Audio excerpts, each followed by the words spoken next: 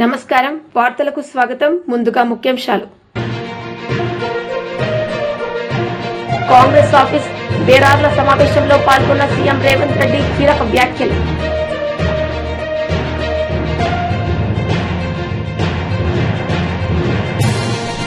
మాజీ మంత్రి బుగ్గన రాజేంద్రనాథ్ మీడియా సమావేశం పలు అంశాలపై వివరణ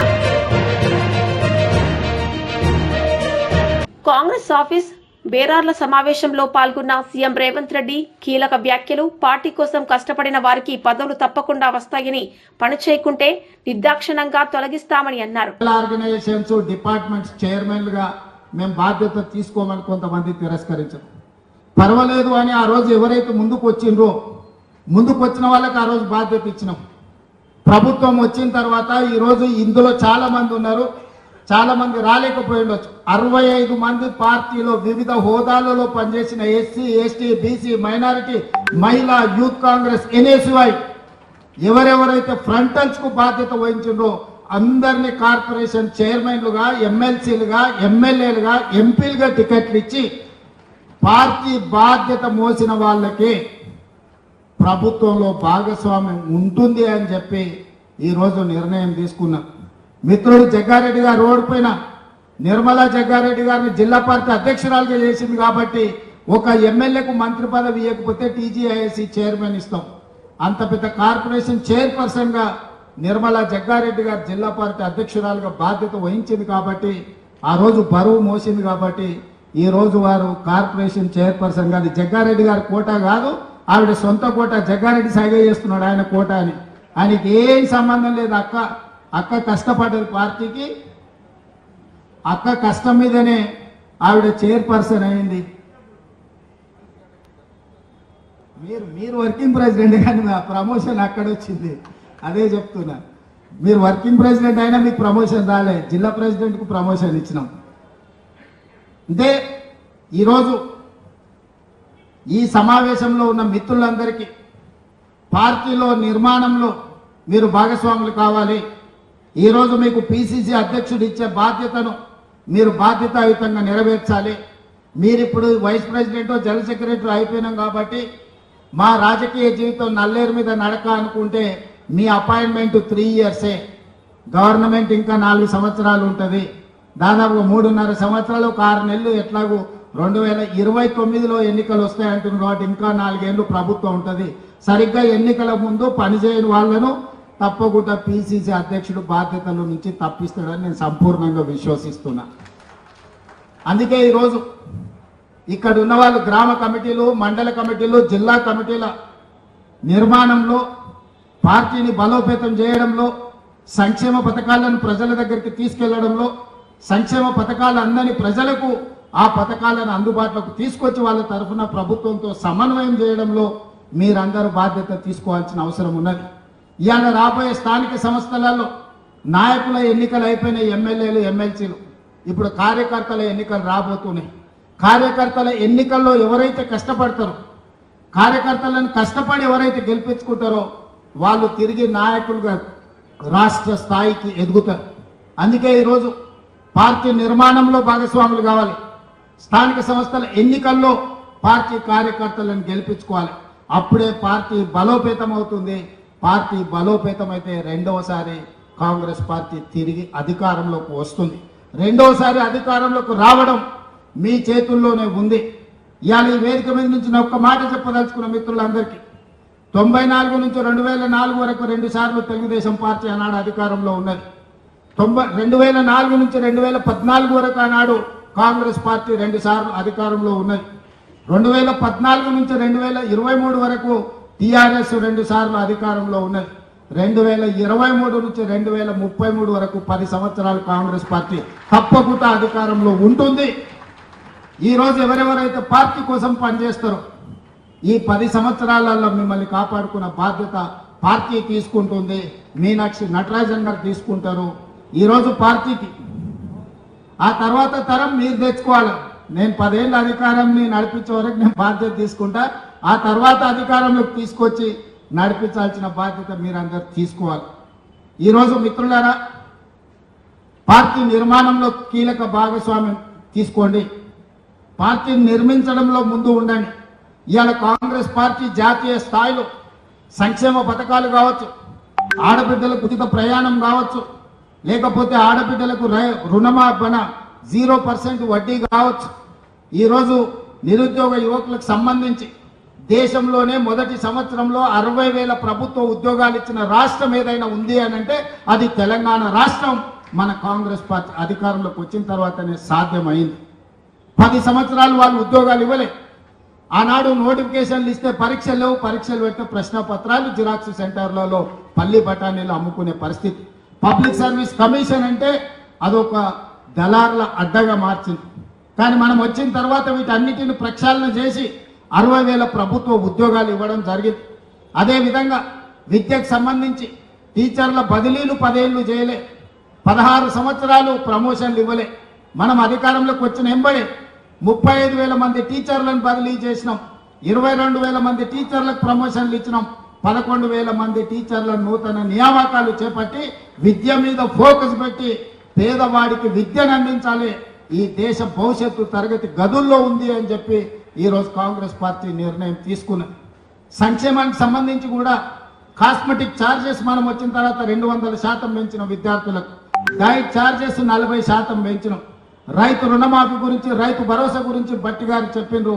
ఒక్క మాటలో చెప్పాలంటే 18 నెలల్లో రైతులకు 1,04,000 కోట్ల రూపాయలు ఖర్చు పెట్టిన ప్రభుత్వం దేశంలోనే కాంగ్రెస్ పార్టీ తెలంగాణ ప్రభుత్వం.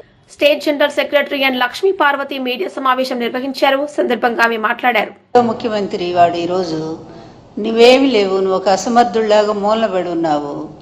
అదేవిధంగా ఇక నీ కొడుకు ఇష్టం వచ్చినట్టు వాడికేమీ తెలియదు, ఓనమాలు కూడా రావు రాజకీయాల్లో.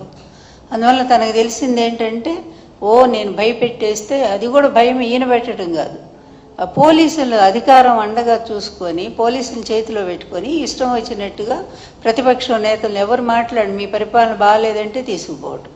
అదేవిధంగా ముఖ్యంగా ఈ రాష్ట్రంలో ఈ 1 ఇయర్లో ఆడపిల్లల మీద జరుగుతున్నటువంటి అత్యాచారాలు ఇంతవరకు స్వాతంత్రం వచ్చాక రాజకీయ చరిత్రలో, అంతకుముందు ఎక్కడో నిజాం టైంలో రజాకారుల ఉద్యమాల్లో మహిళల మీద అత్యాచారాలు దారుణంగా జరిగాయి అనేది మనం విన్నాము. బ్రిటిష్ హయాంలో అలాగే జరిగినాయి. ఎందుకంటే పోరాట వీరుల్ని వాళ్ళు ఆ విధంగానే ఆడవాళ్ళని చెరిచేవాళ్ళు. కానీ ఈరోజు ఇది ఒక ప్రజాస్వామ్య దేశం, ప్రజాస్వామ్య పరిపాలన అనుకొని మీరు అనుకుంటున్నారు, మేమైతే అనుకోవట్లేదు. ఈవీఎంల సాయంతో వచ్చినటువంటి దరిద్ర పరిపాలన మీది ప్రభుత్వం ఇది.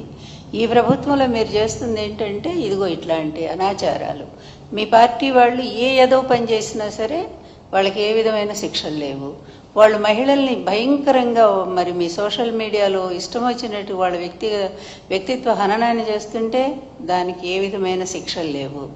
కానీ సాక్షి మీడియాలో ఒక అనలిస్టు ఒక విషయాన్ని చెప్తూ దాన్ని మాట్లాడితే దాన్ని తీసుకెళ్ళి కొమ్మినేని గారికి అంటగట్టి అప్పటికప్పుడు ఆయన మీద కేసు పెట్టి తీసుకెళ్ళి ఇదా మీ పరిపాలన, ఇది సుపరిపాలన అంటారా? మీరు నిజంగా నిజాయితీగా ఒప్పుకోండి, ఒక్క పాయింట్ అన్న నిజాయితీగా ఒప్పుకోండి అయ్యా మీ తండ్రి కొడుకులు. ఇక ఆ 3 ఆయన గురించి ఎందుకు మాట్లాడాలా? ఆ 3 ఆయన ఒక వేస్ట్ ఫెలో అనేది అర్థమైపోయింది. ఎందుకంటే ఆయన అందుకే సనాతన వేషం వేసుకొని రాష్ట్రాలన్నీ తిరుగుతున్నట్టున్నాడు ఇక్కడేం చేయలేక. అందువల్ల ఇక ఆయన గురించి వేస్ట్ మాట్లాడటం కూడా వృధా. ఎందుకంటే ఆయనకు నాయకత్వ లక్షణాలు మొదటి నుంచి లేవు, ఎదిరించే తత్వం అస్సలు లేదు. చంద్రబాబు పిలిచినప్పుడు వచ్చి జగన్ గారిని ఒక తిట్టిపోవటానికి మాత్రం ఉపయోగపడతా ఉన్నాడు. కనీసం మీ పక్కన స్థానం కూడా ఇవ్వనంత స్థితికి దిగజారిపోయాడు, అతను సంపాదించుకోలేకపోయాడు. అందువల్ల ఇక అతని గురించి ఎక్కువ మాట్లాడకూడదు. కానీ మీ ఇద్దరు కలిసి ఈరోజు రాష్ట్రాన్ని ఏ విధంగా చేస్తున్నారో ఒక్కసారి ఆలోచించండి. మీరు ఆలోచించట్లా, ప్రజలు ఆలోచిస్తున్నారు, ప్రతి క్షణం ఆలోచిస్తున్నారు. ఎందుకంటే శ్రీశ్రీ గారు అన్నట్టు మదమెక్కిన తురంగాలు అన్నట్టుగా మదం పట్టినటువంటి గుర్రాలు లేకపోతే ఏనుగులు ఇవన్నీ కూడా ఇష్టం వచ్చినట్టుగా ప్రవర్తిస్తూ ఉంటాయి. వాటికి ఉచ్చము నీచము జ్ఞానము ఏమీ తెలియదు. అవి ఎక్కడ పడితే అక్కడ ఎట్లా పడితే అట్లా పరిగెడతాయి, అన్నిటిని నాశనం చేస్తాయి. ఈరోజు రాష్ట్రాన్ని నిజంగా గుడ్ గవర్నెన్స్ అంటే జగన్ గారి టైంలో ఒక పద్ధతిగా జరిగింది. కానీ మీరు ఏ ఒక్క పాయింట్ అయినా కంపారిజన్ చేయటానికి మీరెవరు రారు. ఎందుకంటే మీ పచ్చ మీడియా బాకాల్లో ఊదుతూనే ఉంటాయి మిమ్మల్ని. నిన్ను లోకేష్ని ఇద్దరిని కూడా అక్కడ కూర్చోబెట్టి ప్రైమ్ మినిస్టర్ని కలిస్తే దానికి మొత్తం పేజీలన్నీ కూడా ఈనాడు ఏబిఎన్ పెట్టేస్తారు. ఏంటి ప్రైమ్ మినిస్టర్ మీ మిత్రపక్షం కాదా, మీ కూటమి కాదా? ఒకళ్ళ మీద ఒకళ్ళు ఈరోజు డిపెండ్ అయ్యలేరా? అది కూడా కలిస్తే దానికి ఒక పెద్ద అది వీరత్వమా శౌరత్వమా?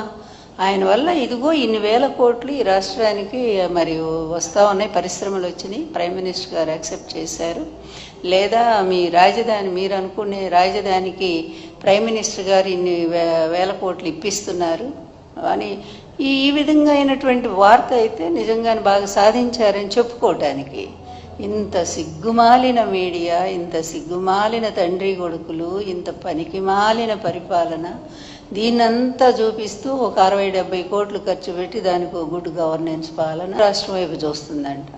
అంత పెద్ద గిన్నెస్ బుక్లో ఎక్కి ఆయనకు ప్రైమ్ మినిస్టర్ గారి కంటే లోకేష్ బహుమతి ఇస్తున్నాడు. అన్నీ లోకేష్ బహుమతి ఇస్తున్నా అంటే ఎన్ని 600 కోట్లు ఖర్చు పెట్టారు. ఏమైంది? ఎంత రసాభాస. చిన్న చిన్న పిల్లల్ని తీసుకొచ్చి వాళ్ళని పాపం గిరిజన పిల్లల్ని, వాళ్ళకి తిండి లేదు, నీళ్లు లేవు, వాళ్ళు పడుకోవటానికి ఒక సౌకర్యం లేదు. ఇదా గుడ్ గవర్నెన్స్? ఎక్కడైనా జగన్ గారి హయాంలో ఇలా జరిగినాయా? ఎప్పుడైనా స్టూడెంట్స్ని ఇబ్బంది పెట్టారా? మీ హయాంలో పాడుపడ్డ స్కూల్స్ అన్నింటినీ కూడా నాడు నేడు క్రింద ఆయన బాగు చేసి చక్కగా వాళ్ళందరికీ కూడా. బీజేపీ లీడర్ వెంకటేశ్వర్లు మీడియా సమావేశం నిర్వహించారు. సందర్భంగా ఆయన మాట్లాడారు. అసలు క్యాబినెట్ మీటింగులో 6 గంటల సేపు చర్చించారు. ఏం చర్చించారో ప్రజలకు చెప్పట్లేదు. రైతు బంధు అని రైతు భరోసా అనుకోండి, 3 రైతు భరోసాలు ఎగ్గొట్టిండ్రు. స్థానిక సంస్థల ఎన్నికలు వస్తాయేమో, కోర్టు ఏమైనా మొట్టికాయలు వేస్తుందేమో అని చెప్పేసి కనీసం పోటీ చేసేందుకన్నా కాంగ్రెస్ పార్టీకి క్యాండిడేట్ అభ్యర్థులు దొరుకుతారేమో దొరికించుకోవడం కోసం రైతు భరోసా ఉపయోగపడతా అని చెప్పేసి అడావుడిగా ఖాతాలలో జమ చేసిండ్రు. ఆ డబ్బంతా ఎక్కడిదంటే భూములు అమ్మడం, అప్పులు తేవడం, రైతులకు ఇస్తున్నామని చెప్పేసి గొప్పలు చెప్పుకోవడం. నిజంగా భూములు అమ్మకపోతే వీళ్ళకు డబ్బులు దొరికేటువంటి పరిస్థితి లేదు, అప్పులు తేవడకపోతే రోజు గడిచేటువంటి పరిస్థితి లేదు. నేను అనుకుంటా, లేకపోతే తెలంగాణ ప్రజలందరూ కూడా అనుకుంటా ఉన్నారు, కేసీఆర్ 10 లక్షల కోట్లు అప్పు చేసి తెలంగాణని దరిద్రపు అంచుటలను నిలిపిపోయిందని చెప్పేసి రేవంత్ రెడ్డి, రాహుల్ గాంధీ అనేక మార్లు చెప్పిండ్రు. ఇప్పుడు రేవంత్ రెడ్డి దాన్ని మించిపోతాడేమో అని చెప్పేసి అనుమానం వ్యక్తం చేస్తా ఉండ్రు. అంటే కేసీఆర్ అన్న అయితే రేవంత్ రెడ్డి తమ్ముడు ఇప్పటి వరకు అప్పులు తేవడంలో, రేపు రేవంత్ రెడ్డి అన్న అయ్యేటట్టుంది, కేసీఆర్ తమ్ముడు అయ్యేటట్టుంది అప్పులు తేవడంలో. రెండే దొందే తెలంగాణని, తెలంగాణ ప్రజలని సర్వనాశనం చేయడానికి కంకణం కట్టుకొని కాంగ్రెస్ పార్టీ, బీఆర్ఎస్ కూడబలుపుకొని ఇవాళ తెలంగాణని నాశనం చేయడం కోసం ప్రయత్నం చేస్తూ ఉన్నాయి.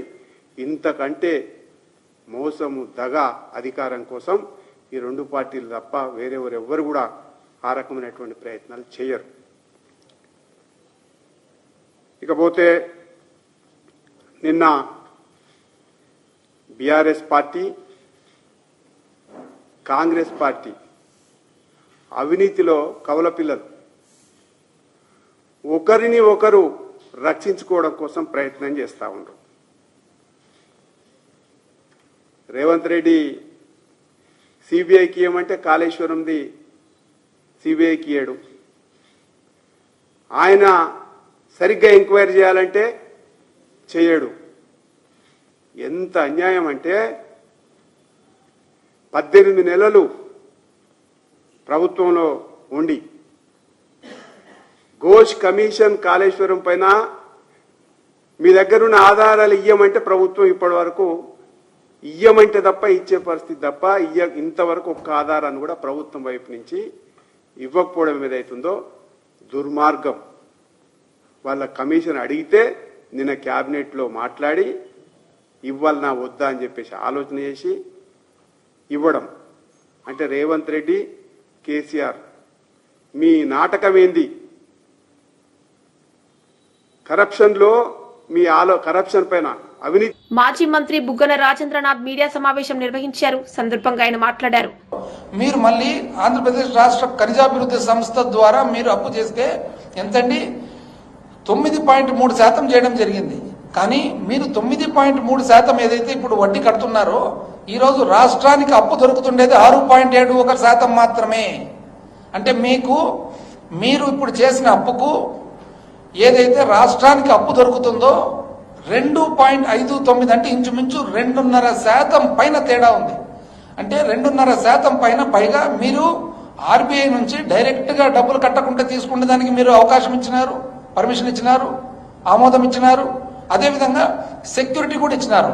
ఏం సెక్యూరిటీ ఇచ్చినారంటే మీరు జీవో నంబర్ 69 24 ఏప్రిల్ 2025 ఏమండి? రాష్ట్ర ఖనిజాభివృద్ధి సంస్థకు సంబంధించిన 1,91,00,00,000 1,91,00,000 కోట్ల ఖనిజ సంపదను మీరు సెక్యూరిటీకి ఇవ్వడం జరిగింది. మీరాంటి చెప్పేది? ఎన్నెన్ని మాటలు చెప్తారు, మాకు ఎన్నెన్ని మాటలు చెప్తారు. 436 గనులు ఏపీఎండిసికి సంబంధించిన 436 గనులు, వాటి వాల్యుయేషన్ వచ్చేసి 1,91,000 కోట్ల వాల్యుయేషన్ ఇస్తూ దాంట్లో సంబంధించిన ఆదాయం నెల నెల కడతామని చెబుతూ, ఇది కాక రాష్ట్ర ప్రజలకు సంబంధించిన ఆర్బీఐలో ఉండే ఖాతా రాష్ట్ర ఖాతా ఎవరిదండి? ఆర్బీఐలో ఖాతా ఎవరిది? రాష్ట్ర ప్రజలది కాదు ఖాతా. రాష్ట్ర ప్రజలు కట్టిన పన్ను నుంచి కాదా వస్తుండేది? అది రాష్ట్ర ప్రజలందరిది కాదా డబ్బులు? ఆ డబ్బులు డైరెక్ట్ గా ఒక ప్రైవేట్ వ్యక్తి డ్రా చేసుకొని తీసుకునే దానికి మీరు అవకాశం ఇవ్వడం జరిగింది. ఎంత అన్యాయం అండి! ఎన్ని ఒక ప్రైవేట్ పార్టీకి మీరు వెసులుబాటు ఇవ్వడం, అవకాశం ఇవ్వడం. ఇండియా రేటింగ్స్ అనే ఒక సంస్థ ద్వారా మీరు రేటింగ్ చేయించుకున్నారు ఖనిజాభివృద్ధి సంస్థను. పలు చోట్ల detailed rational of the rating action అంటే రేటింగ్ ఏ విధంగా ఇస్తున్నామని దాంట్లో ఏం రాస్తారు?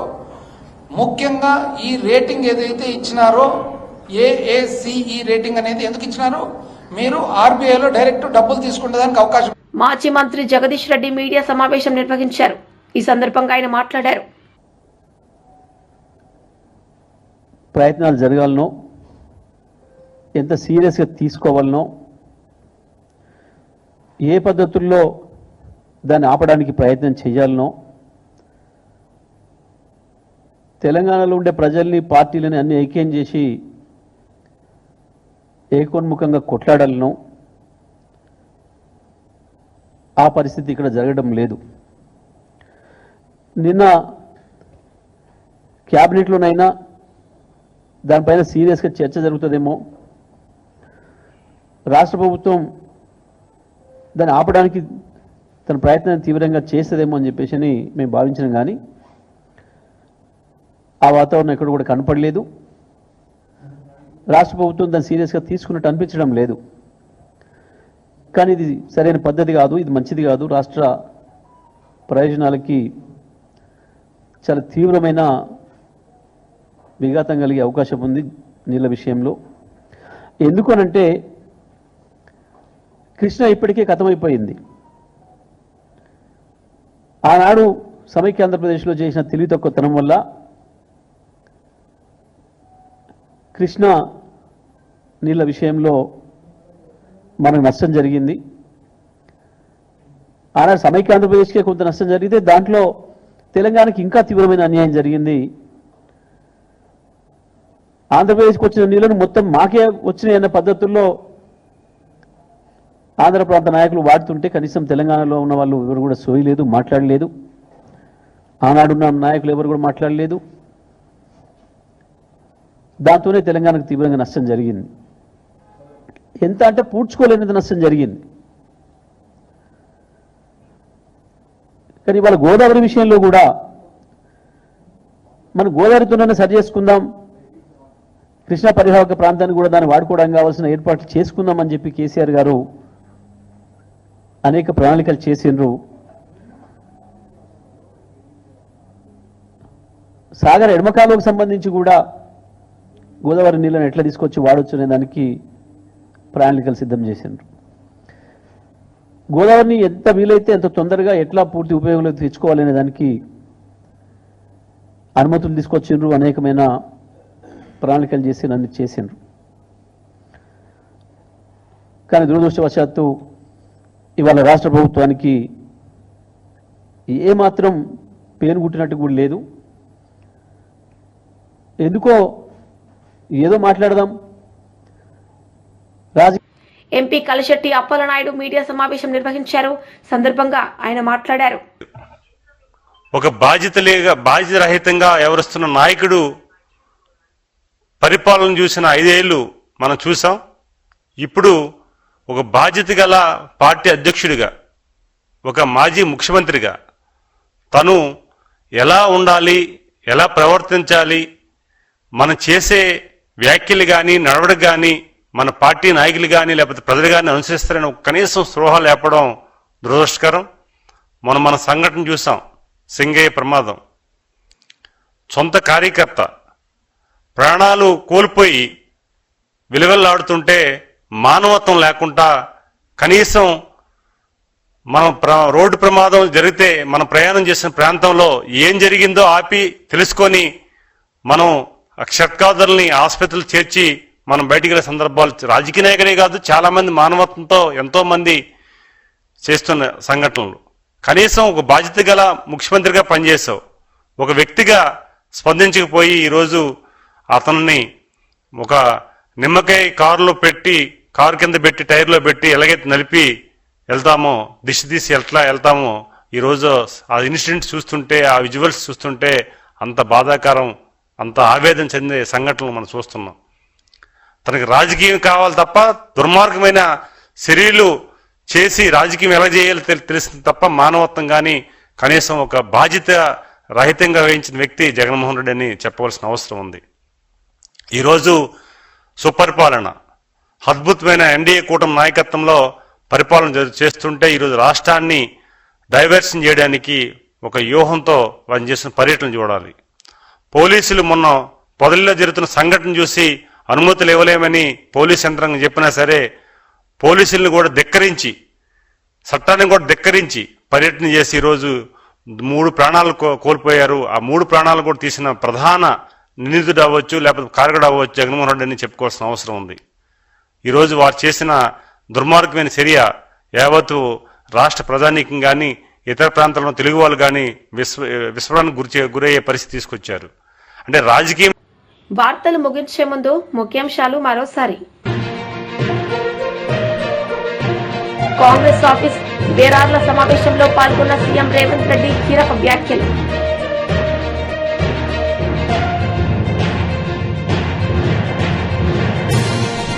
మాజీ మంత్రి బుగ్గన రాజేంద్రనాథ్ మీడియా సమావేశం, పలు అంశాలపై వివరణ. ఈ వార్తలు ఇంతటితో సమాప్తం. తిరిగి ప్రసారమయ్యే వార్తల్లో మళ్ళీ కలుద్దాం. అంతవరకు సెలవు. నమస్తే.